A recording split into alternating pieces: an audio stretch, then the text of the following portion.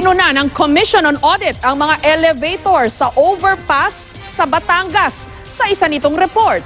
Nagkakahalaga ng 5 milyong piso ang mga elevator na hindi naman magamit. Nakatutok si Dano Tincunco. Sa kahabaan ng General Luna Avenue o Manila Batangas Road sa Barangay Maraway, Lipa City, Batangas, tuloy-tuloy ang takbo ng mga sasakyan. Kaya nagpatayo ang lokal na pamahalaan ng overpass para sa mga tumatawid.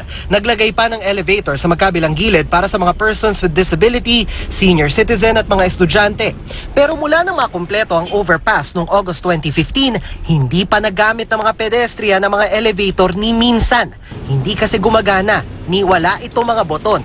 Pinuna ito ng Commission on Audit o COA sa ginawa nitong audit sa Road Board noong Disyembre. Ang mga elevator nagkakahalaga ng 5 milyong piso pero walang silbi.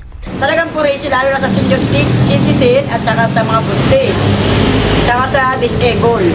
Nabalahan po yan. Bakit po saan ba sana siya magagamit? Para saan ba sana ito kung sa nagmamadali po siya sa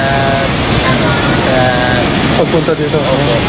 Ang DPWH Batangas 4th District Engineering Office ang nagpatupad ng proyekto gamit ang pondo mula sa Motor Vehicle Users Charge. Humingi ng paumanhin ng tanggapan sa halos 2 taong pagkakatenga ng mga elevator. Namin natagalan, pero na-address namin lahat yan. Okay, kailan kinabit yung transformer? I think first quarter of this year. May pagkukulang din ng kontrakto, pero may namang in-address din na paano nila. Hindi na natagalan sila pag yung sa procurement ng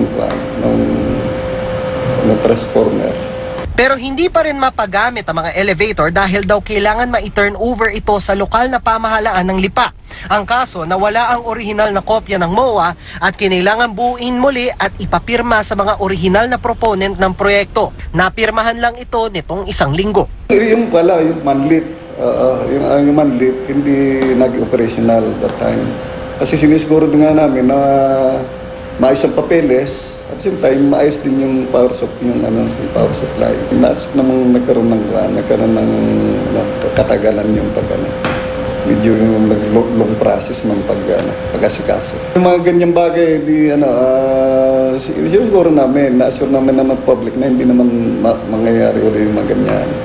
Sabi ng DPWH, inaasahan daw nilang sa Hulyo mabubuksan sa publiko ang naturang elevators. Dano Tincunco, Nakatutok, 24 Oras.